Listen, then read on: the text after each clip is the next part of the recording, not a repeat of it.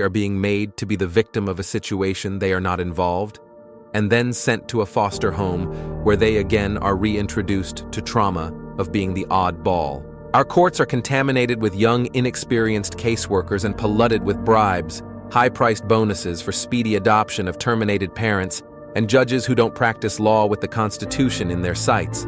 This is a problem. George Washington never thought of children as pawn in the game of freedom and American values, and never had he wanted to sell them. They were from his maker, his creator. Our children are being run down for no other reason than the profits being made in some way. Somehow these government agencies make money hand over fist day in and day out. They have you go to classes that they are billing for, and there is no viable reason for you to attend. Yet when you hear an update, CPS tells you that you're further away from when you started.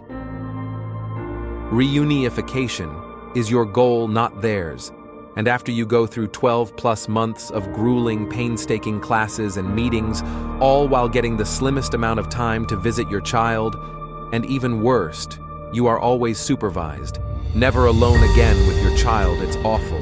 How do they feel, do you think? Where's the outrage? Why is nobody standing up for these families being torn apart by CPS?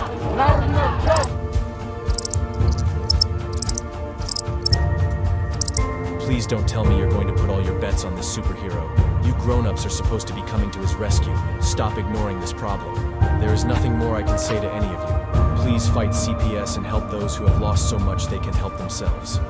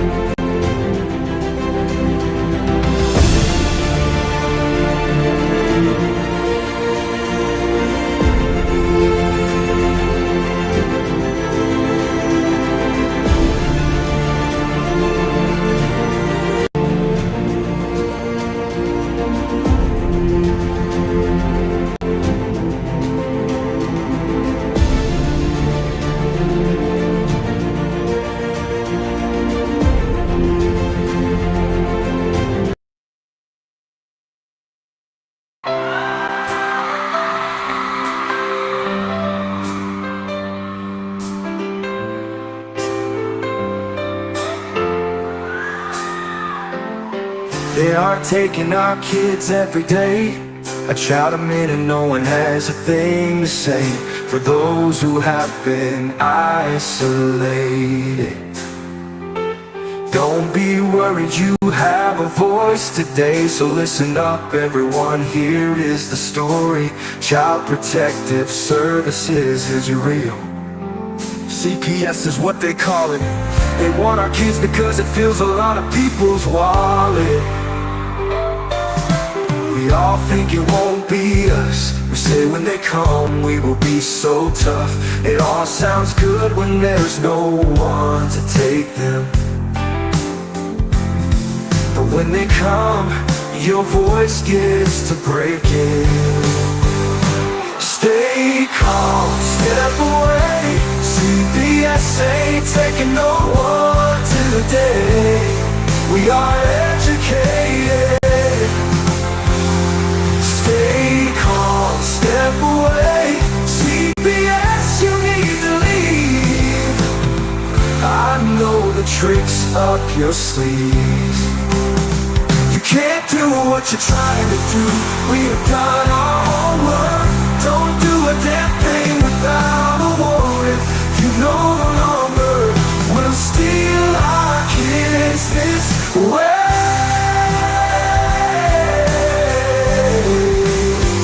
Tiff and the Punisher have come for the calling. They are giving us the CPS warning. their voices loud and clear. Stop losing our kids this year. Tiff wants to fight the entire planet. She is tired of our kids being taken, god damn it. She's been fighting CPS for 30 years, bringing children home from this disgusting mess.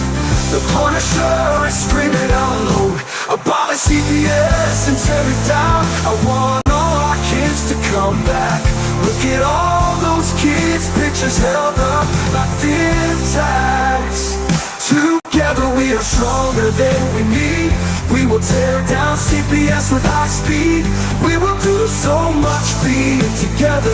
Birds of a feather flock together. So watch out CPS, here we come. Picking you one by one. We promise to bring back the family and prosecute the caseworkers unhandily. Give us back the kids you have taken. Tiff and the Punisher sending you all on a vacation. The one with bars in the windows and the only games you play are old Nintendos. Corruption in courts, here we come. We won't stop until it's done. You judges need to learn what you. This is Tiff and the Punisher warrior. We cry out to all of you out there. We need support for a cause that many don't care. All children are being stolen way too often. So CPS, we plan on doing the stopping. Stopping.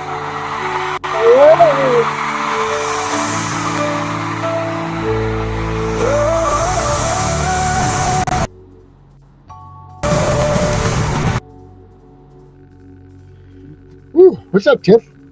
Oh my God, I did something bad. What'd you do? Something bad just happened. Uh-oh. Nope, I fixed it. Oh. I swear that they do this on purpose every time. Back at the ranch. How you doing, Tiff? We got a very special guest today. I heard. I'm ready to hear all about his story. Yeah, it's a good one, I'll tell you. If anybody caught it last night, it was pretty amazing. So you guys know the drill. We got a chat room right here. Be courteous and helpful and nice, and all those things that we want to be, to promote that we are not just some hooligans sitting around here doing some things, that we are legit. This guy here, well, I don't know if you guys watched or heard anything last night about him, but he's been through hell and back. And he's definitely on the he's on the plus side of things right now, which is pretty amazing considering what he's gone through. I mean, I'm gonna just let you guys go ahead and I'm gonna let him just tell his story, because I can't do anything for him other than get him out here so he can explain what's happening. So, to no avail, Mr. Thomas Bain, here he is in the flesh, or in the screen anyway. Mr. Bain, in the screen. I'm doing well. How are y'all doing? Yeah. Hey, Good. thank you very much for having me on and letting me tell the story. And I love that intro song. It gets my heart beating, because the system must be broken. There must be accountability, and this can't continue. So just to give a short recap for those that didn't hear me yesterday, I'm a reformed bad boy, and I even hate to use that term, but we all, when I was young and did foolish things. And so I ended up, luckily, I was on the road to prison or death, and I ended up in prison, thank goodness. And I say thank goodness because that was the catalyst for the change in me, basically, to become a better person. And, they say it, everything works in God's timing, but man, God, we got a different watch, because it kept me there a little longer than I wanted to be. Yeah, wondering when that break's coming. That's right. But this is one thing I didn't say last night, is when I did get out, I was on parole for 8 years. Ooh. So this is going to be and I can't believe I left it out last night, but this is important for what I'm going to say here in just a minute. So I'm out of prison. I'm in a halfway house. I'm working, for probably less than what a waitress makes. I'm working 80 hours, 120 hours a week, and I had a day off, and I met somebody, and long story short of it, by the time of the end of her pregnancy, I happened to stop in and see her, and there were some narcotics on her counter and smelled like weed. And whether you're for weed or not for weed, I don't think women that are like 8 months pregnant should smoke weed for sure. But to each their own. And so we had this little boy, and of course he had drugs in his system. I wasn't even sure if he was mine, but I went to they done rushed this little boy to ICU. Wasn't breathing. He was totally blue. Had all these electrodes coming out his chest and air in his nose. And I looked down at him, and I could see them blue eyes, and I knew he was mine. I knew that was my son. And I said, God, whatever I got to do, I'm gonna do what I have to do to take care of this child.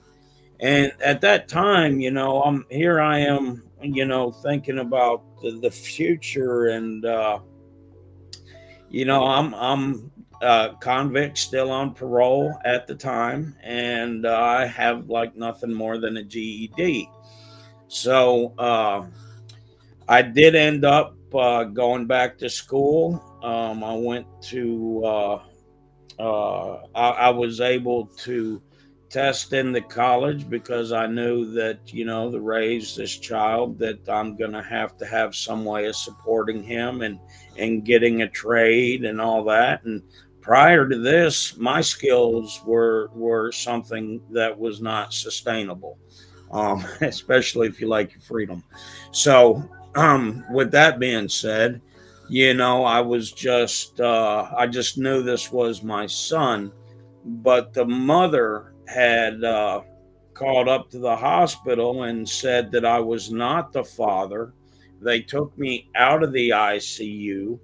I sat in the ICU for 3 days, waiting on that door to crack and nobody be around it. And I finally got back in there, and I was only there about 10 minutes, and that was the extent of my welcome at the entire hospital.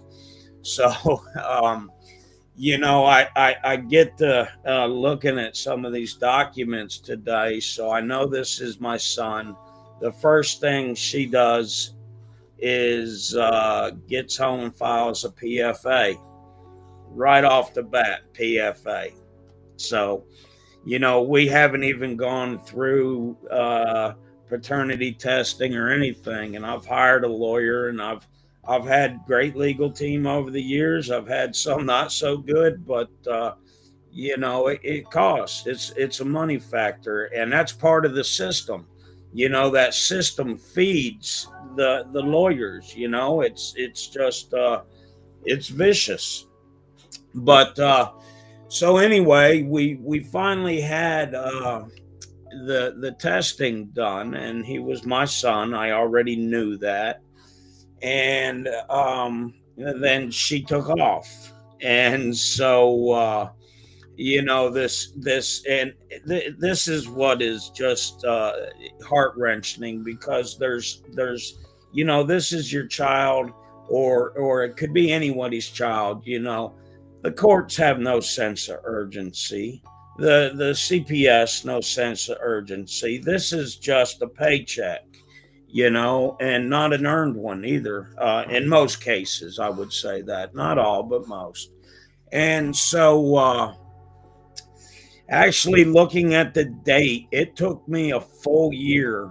My son's 11 months and 3 weeks old, and I get custody of him because she's never showed up, And finally, I said this last night. I was like, yeah, I got custody of them. I was so foolish then. I was so green because I didn't know the system, and that's, a lot of people I think that are unaware of how bad this system is.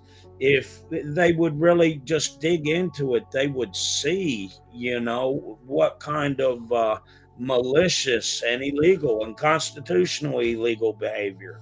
So, we of course the PFAs were dropped; they were false, but they've used this tactic throughout the years to harass me, to drain me of money, to make me miss work, and so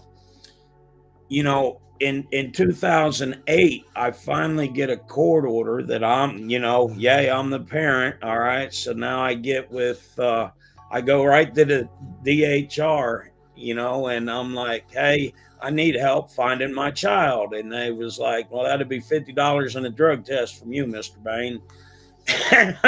And that's no kidding. They said, we got to verify you're not on drugs. I was like, what are you talking about? I still have the receipt. But anyway, so anyway, I'm nothing worse than not knowing where your child is, and so every night I'm working, I'm going to school, I'm the smelly kid in college, I'm doing all this stuff, and so he gets to now the National Exploited Children's poster, and he goes out to several places, and long story short, the mother had taken the child to Mississippi, and she had totally changed her appearance and was dressing my son like a little girl. And it is the craziest thing because the bouncer was watching the news on his phone, and so previous to that, my son had been in the hospital in Jackson, Mississippi, and he had previously cut his finger really bad. This was the third day it had been cut. It's infected. She brings him into the hospital at 2 in the morning. So the next day at 8 in the morning, this place where I live at calls me and says, hey, we have no idea how we've gotten this report, but it says to call you because there's been a sighting of your son. And this was like an office that wouldn't even have anything to do with, I don't know if they hit the wrong fax number or what, but so sure enough, I get permission from my parole officer, who I had a most outstanding parole officer. She was very good. And, she's like, Thomas, you'll go right back if you step out of line. So, me and my dad, we rode to Mississippi, and the places we went. But I believe Mississippi is the trailer park capital of the world. Jackson, if I'm not mistaken. Not that there's anything wrong with the trailer, nothing wrong with that at all. I just, it was a pretty intense area. But so anyway, the bouncer ended up watching this news because they got a hit on him in Jackson, Mississippi. So now they've put him throughout the state, and he's watching the news, and he says, I know that's the little girl. He said, it's not a little boy it's a little girl that's missing, because he recognized her face and her name and everything.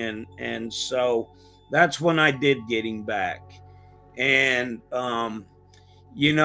no sooner than I get him back, she spent about 3 months in jail, while I missed out on the first 3 years of that child's life. No bonding, no anything, and definitely disproportionate. But Alabama. Yeah, I mentioned this last night. You're not from Alabama unless you've been there for 8 generations. Even some of y'all may be able to hear my accent, but I'm still a damn Yankee to just about everybody down south. But anyway, um, it was almost immediate that they give her visitation rights back, and she had supervised visitation for a couple times. The reports were horrible, and you know she finally gets unsupervised visitation against the GAL's recommendation. So it's all in who you know sometimes, or who you're related to. Not that I'm saying anybody would do anything unethical like that, but so as we go on, immediately she gets these visits, and it's like she doesn't drop him off, she doesn't pick him up, she doesn't. I'm sitting here waiting at we used a police station at first, and I would sit there and wait for hours, and then I'm like, where is my son? Where is my son? Because one of the things I learned is to never ever communicate to her without a history of it, whether it be text, whether it be email. There was never voice communication, because I was the monster from prison that rode motorcycles, this, that, and the other, and they just run with that narrative over and over and over. And yes, sir. Can we hold on one second, Shabane? Can we so her is whom? Who are we speaking her is? Like, just so everybody's clarified that. When I say her, I'm talking about my oldest son's mother. Okay, so I have 3 children. I probably should have clarified this. I have 3 boys, and God give me boys because I couldn't handle girls, I'm sure. I laughed at what you said earlier, but I have 3 boys, and my oldest is with one parent, and my 2 youngest are with another co-parent. And I truly believe in co-parenting, except in cases of extreme circumstances. And while I'm talking about this early part of the story, definitely some extreme circumstances. And so, I mentioned how the welfare checks, and at 11 o'clock, or like after, when schools are supposed to start the day before, 12:45. Tiff, you missed this last night. They called one time and said that I was harboring an escaped inmate, and he came into my house and he tore up my son's room. Now, I'm like, you got to be kidding me, right? I honestly thought they were joking, and it was like, are you serious? I mean, do you have an escaped inmate? Are you missing anybody? Am I really worried? Who did that? CPS did that? No, it was my oldest son's mother calling in these calls. Because her family has ties to the law enforcement, and at that time where I lived in Alabama, we had a very corrupt sheriff, and I'm going to say the guy that's there now, I got nothing bad to say about him. From what I understand, he's a good man, and he's on the right track. But this was the first Alabama female sheriff, who is now a felon. Just thought I'd throw that in there. She was something else, and so it didn't matter. These PFAs. Then she got other people to write PFAs, and so already, right, in 2009, the courts finally made an arrest warrant. Right Now I get custody 2008, a year after I've not seen this child from his birth. And so now we're into 2008. I get custody. I'm thinking, yay, I got this court paper. It really means something. I was very disappointed. But anyway, so we come on to 2009. My child's still missing. The courts finally decide to put a warrant out for her. I mean, it's only been 2 years. She's run off with this child. So, Jesus, oh my. and you know, there's no records of immunizations. I'm checking everything. You name it. I wrote them a letter. Everybody from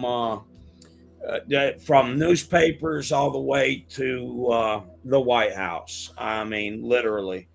Did you get responses? I'll put it like this: when I reached out, you know, some people's idea when they look at the fulcrum point of society from low to high, I want to say what most people would view as the low end sector. That's where I got all my support. If it hadn't have been for the motorcycle clubs and whatnot, because ultimately, you know, they were there for me. And not only that, my coworkers, you know, just I had an amazing support team. And even my my first college professor, right? First day at college, and I'm there early because that's just how I am. I'm very structured, and of course, it's been a few years, so I had to quit working out since motorcycle accident. But I'm in real good shape, and I'm first one there, and I'm looking out the window, and I'm thinking, man, I'm more nervous here on my first day of school than my first day on the prison yard, you know. And so my professor who come up, and we talk about this now. She said she took one look at me and was like, "Hope he ain't in my class," which I ended up being in her class. And she became a big. I mean, she's now been almost a 20-year friend. You know, longer. Yeah, definitely. And you know, just her and her husband are amazing, and just these people of support, I want to say God's put in my life to help me keep going, because you know that's my mantra: never give up. You know, never get, no matter what. Um, but and that's what keeps me going. And I ain't gonna lie, I'm tired right now. I'm in a situation right now, and so, but we'll get to that eventually. But so you know, I'm dealing with finally get her rid of arrest, and so finally get him back, right? And he can't speak 3 words, and somebody knocks on the door. He runs and hides, and so it took a whole lot to get him out of that shell. And you know, as soon as the mother got unsupervised visitation, guess what happened? She took him. Here she is gone again, right? Won't give him back. And it was continuous and continuous. And one of the things that I find, because, you know, I've wrote the book in a chronological order, is when I petition the courts for something, it would take a year. When she petitioned the courts for something, we would be in court in a couple weeks. And you know, that's just unbelievable. And it was always the same thing I'm going to court for. I assaulted somebody. I did this. I threatened somebody. Somebody's seen me with a gun. Now at this time, I'm still on parole. So, you know, every one of these accusations could land me back into a very horrible condition where I won't be able to see my son. So, and I find it funny because, you know, this whole thing, I have totally clear background now, and I'll get to how I got that. But you know, I have DOD clearance, security clearance, and all that good stuff. And you know, the mother, the co-parent of my oldest son, she assaulted me in a DHR parking lot. That's the only thing, you know, only domestic assault I've ever been involved in. And she attacked me in the parking lot, threatened to kill me. I had come in on my motorcycle. I had just come in there. I wanted to see how come I don't get any child support or anything. And so I walk in DHR, and the woman sitting at the desk already has the phone out to me, and she said they want to talk to you. And I'm thinking, you know, hey, somebody's trying to kill me in the parking lot here. And so law enforcement came, and of course they put me up against the wall, and they semicircled me and all this. And if it hadn't have been for somebody, I had no idea who it was, but they came and said they witnessed the whole thing and was telling them, you know, and they were like, oh, well, we've already let her go. So, you know, and I was like, we did go to court over it though. And being a trying to get the best for my son, I settled on her going to some drug classes, because ultimately that's, you know, I think a big part of my oldest son's mother's problems. But so as we move along, you know, I also shouted out this last night that I suspected my son of being SA'd as well. And you know, I have the video on this computer, and I've been screaming it for many years. And the reason why I say that is because Maine CPS had a report of it in 2021, didn't do anything about it. And just unbelievable. But so this is the neat thing here. So we're rolling into 2013, all right? And so by this time, I already had 2013. This is the birth of my youngest, okay? So when I was looking for my son, I had met somebody, and she helped me look for my son. And we had one child named Micah. And 3 years later, we had another child named Gabriel. So, and Micah's quite a child, and he falls on the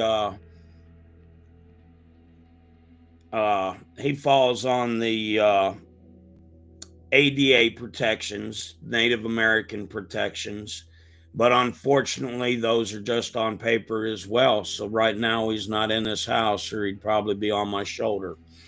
But so here comes 2013, and I never forget this Valentine's Day in my life. Here we are, February 14th, and I go to work, and I'm doing industrial maintenance, and my parole officer calls me, and she says, "You need to come see me." And I said, "That sounds serious. Do I need to get somebody to watch the kids?" And she said, "All I'm telling you is you need to get your shit squared away and come see me." So, all right. So finished out the day. Well, no, I think I left. I left and did go see her. And so she's got this piece of paper, and it says that, I mean, it was just crazy, right? I had 1 year like parole left now. Okay. So 2014, I'm off parole. So here's the statement that somebody made, and saying that I put a gun in their mouth and said this and said that. And that person actually opened the door for the police and the parole officers while I was at work, because she made this allegation to come into my home where they never did find a gun, but they did find a case of bullets, which would be, I can't have on parole. So took me years to figure out why no gun in the bullets, right? So this is my hypothesis. One, a gun is expensive. Two, bullets ain't cheap. Our bullets are cheap. And under the Alabama ICE Act, I would get 7 years for each bullet. So, a whole case of bullets in a violent confrontation, that would have had me loaded up and gone, for quite a while. So anyway, I end up spending more money on lawyers, right? And so spend more money on lawyers. I'm out of work. My parole officer tells me, she says, look, she said, even though this is just an accusation, because you were on parole for a violent charge, you will have to have a hearing before you can get out. And I was like, okay, like today, and so I ended up in the county jail. Now, mind you, this is the county jail run by the first Alabama sheriff. And she really has like I said, she's a felon now. So anybody want to research the first Alabama sheriff, they're welcome to do so. But anyway, so I'm in the jail. They come and get me. It's about 3 days later. And here's the funny thing. I'm not in jail 10 minutes, or not funny, but so I'm in jail, and I go to my hearing. They get me out of my cell. I go to my hearing. The person who made these accusations doesn't show up. And then, they had me sit in this room all day. And then when they did finally scare her enough to show up, she was so drunk she couldn't even walk. All right. So we have this hearing, and they just take me on back to my cell block. So I'm thinking, well, okay, they didn't tell me pack my shit or anything. So this ain't good. And I'll tell you, I'll never forget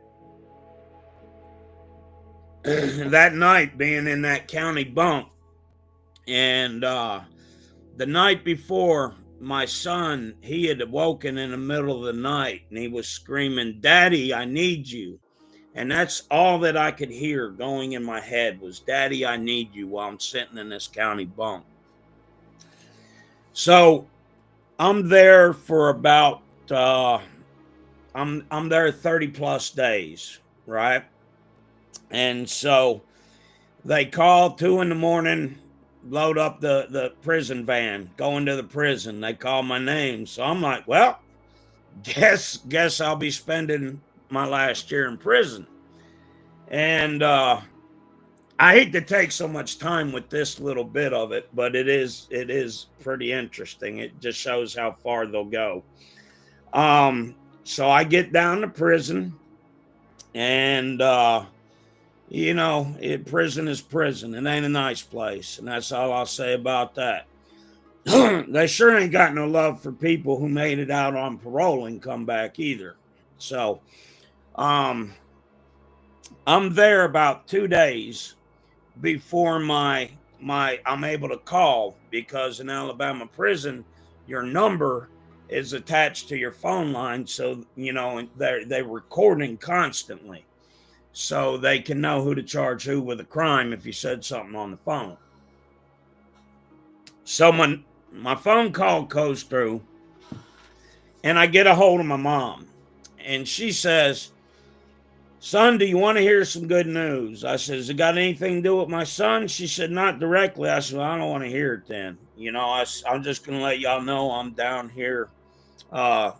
I'm down south, as we called it, from up north Alabama. And we had a short conversation, and then I was like, okay, go on and tell me whatever it is, because they can't clear count. I can't move from where I'm at anyway.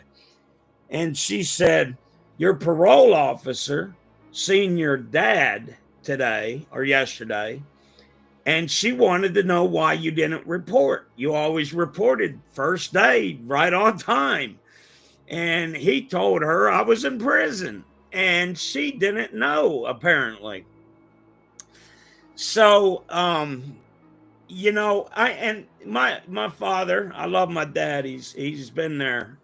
I've had a good father. But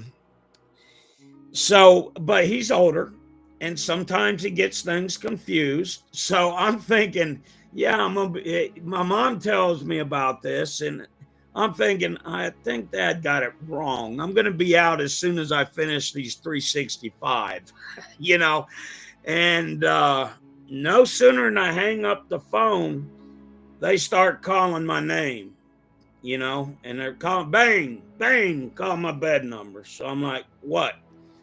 And the guard says, pack your shit, you're leaving.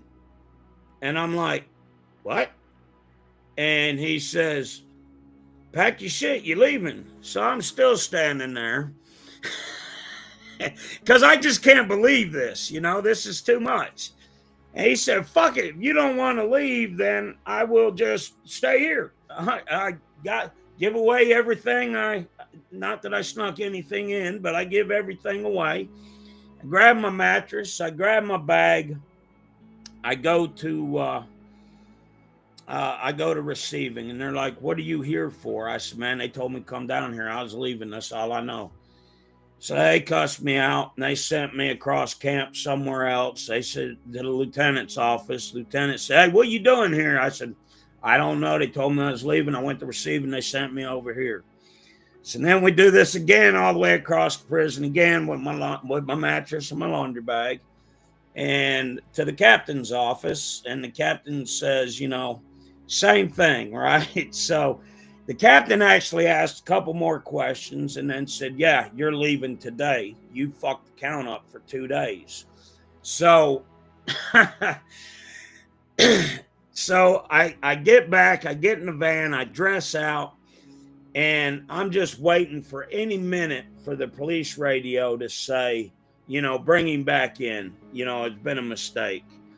And the guy, the driver, he's like, man, all I got to do is see you buy a bus ticket at the bus station. He said, I'm gone. So I get to the bus station, and of course you could tell everybody had been let out of prison that day because we all had stylish brown pants and a blue shirt on and a paper sack full of whatever. And so the woman, I said, look, I need a ride to North Alabama. She said, well, we just had a bus leave for Atlanta. I said, look, I'll take a bus to Alaska to get this guy out of here, whatever, wherever, don't matter, But, that's how far they went to try to take away my rights. Now, this is where it gets really crazy, right? Because the FBI gets involved. I say it gets really crazy, like that wasn't crazy enough. So when my, of course, my youngest children's mother, when she heard that I was locked up, she went into labor with Gabriel. So the first time I seen Gabriel was through a prison phone or a jail phone and a screen. But so long story short, my oldest child's mother ends up contacting my younger child's mother. And she says, hey, we've got him set up. He's locked up. You can get all the money you want for child support. And so she turned over the phone records. She turned over everything.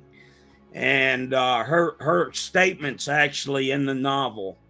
But sure enough, and I got back out, and it was right back at it. PFAs,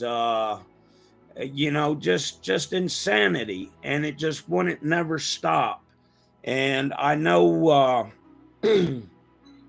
we got to a point last night uh, where we were talking about, it was conveyed to me that they were going to put a cold case murder weapon in my vehicle, that I would eventually beat it, get out of jail, but that's a no bonder in Alabama. So, 3-4 years, my son, we know the weight game they play.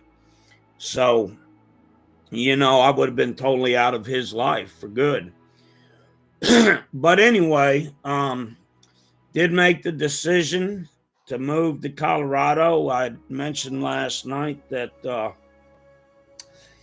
kids were so used to seeing me being hauled off to jail that they would say, "Dad, we'll keep your plate warm." And that's horrible. Should nobody be able to do that? And just PFA after PFA, and then same thing with get a visit, she doesn't return them. Get a visit, she doesn't return them. And it was just so repetitive, and it didn't matter what I did or what I said. She didn't. It was no matter, just no matter. And I was always told that in Alabama. That's because the authorities felt like only 15 years of my life wasn't enough to give them for what I was accused of. And what I was accused of, I never did, because I wasn't even in the same room.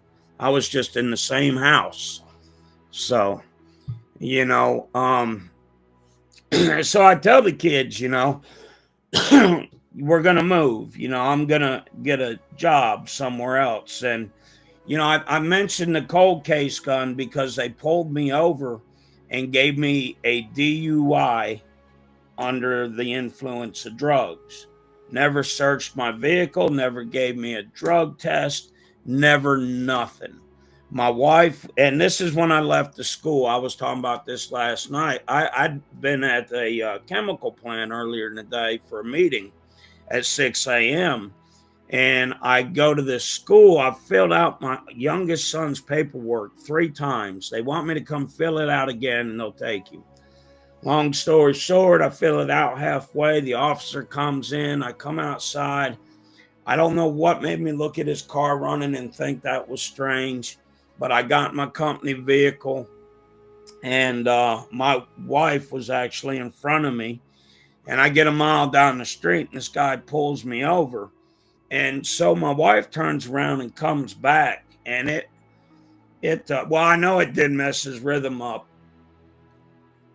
because as he got back in his cop car and he was reaching for his cell phone, he bumped his body camera on. And so he picks up his cell phone and he calls absolutely nobody in his chain of command, but he calls somebody else yet to be identified and asks them what to do with me. So, all right, I end up going to jail. So I get to jail, and I haven't been there maybe 10 minutes. And I didn't mention this last night because they put me in this cell. There was some gangbangers in there. There was feces smeared all over the cell. It's that's just how they do. But and been there like 9 minutes, and they say, "Bane, you got a visitor." And I'm like, "What? 9 minutes?" I was thinking, damn, wife was quick on the bail money that time, right? So they take me out of this cell, and they take me to this visitation room. And I see this woman, and I'm like, I don't know her. She was from DHR or CPS, same thing. And I was like, I don't know you. What are you doing here? Now, she got there within 9 minutes of me being there. I mean, I don't know. That's awfully coincidental. But long story short, I wouldn't talk to her. And she wanted to know if I dropped the kids off at school. And I said, no, I had a meeting at 6 a.m. I was gone. My wife dropped the kids off. So, and then here comes CPS in there. Now in the jail. And CPS says, you're going to take a drug test for us. Now, this is CPS in the jail. I said, no, I'm not. All these people are looking at me. I'm like, sure ain't. They said, you're refusing? I said, no, I'm not refusing.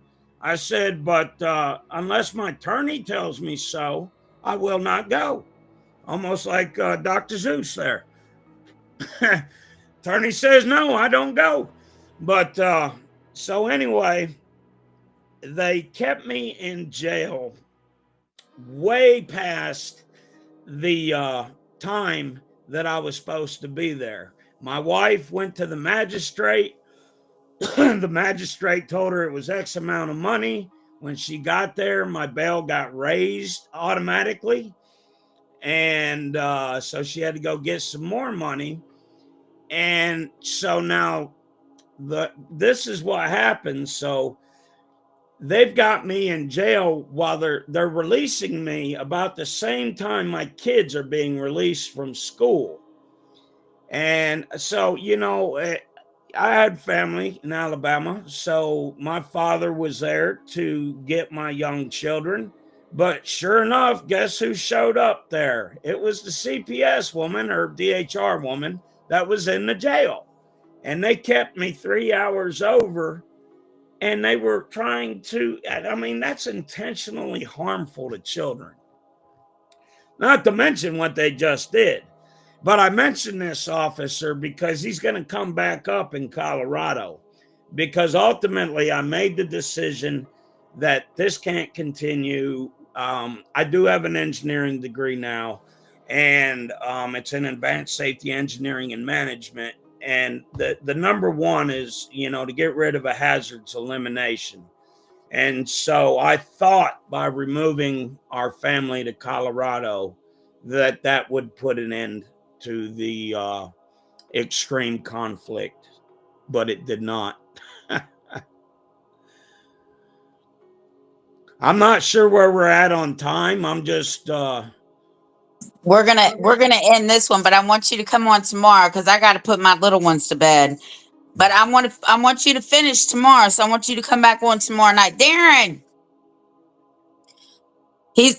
We're gonna do part 2 tomorrow night. I can't hear you. I can't hear you. I can't hear you. I know. Hold on. I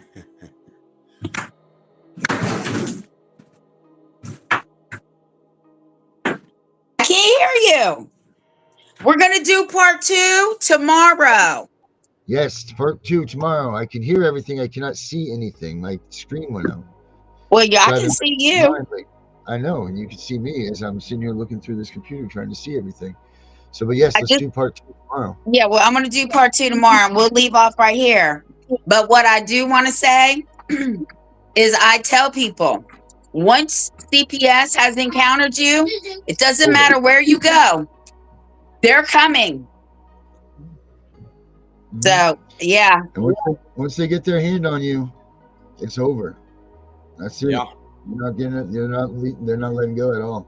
Nope. They're not going to make it, you know? So we'll do part 2 tomorrow, and we'll leave off because now you're in Colorado. Yeah, we're going to talk about moving to Colorado. All right, so let's get on for the 9 o'clock, and we'll see you guys on the later show. But as far as tomorrow night, we're going to Colorado right here. We're going to Colorado on part 2. Part 2. Yes, ma'am. All right, so we'll see everybody for the 9 o'clock, and we are trying to get the song so we can go here.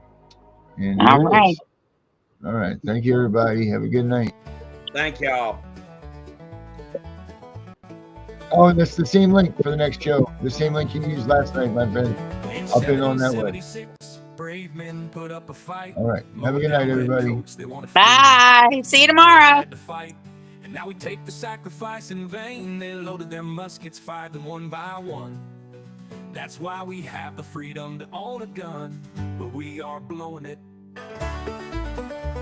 These freedoms were created by those before us. They were to be something that stays. But now things are so corrupted, they're taking our rights away. Hey, Uncle Sam, where did you go? I called Washington today, but nobody's home. We all want to stand for our freedom, but nobody wants to do it today. Can't you see time is a waste and the Constitution we love is fading? Make no tread on the reality, or the USA will be the next casualty. We are here for freedom, those we will protect. Unite for the values we cherish, but watch everything perish. Our men have fought for our freedoms, many women have too. Their blood spilled upon the ground, with the news many frown. They paid a price that many won't pay. Now we are letting the cause fade away. The graves are being neglected by the actions of so many deceptive. The freedoms they fought for in every world war, conflict or mission. So many stayed behind signing petitions, while those away dying were there to protect them. It's time to wake up in the USA. We are all slipping away into the darkness we once ran from. It's getting worse every day. Now they are taking our children more and more every day. No soldier ever fought for taking our children away.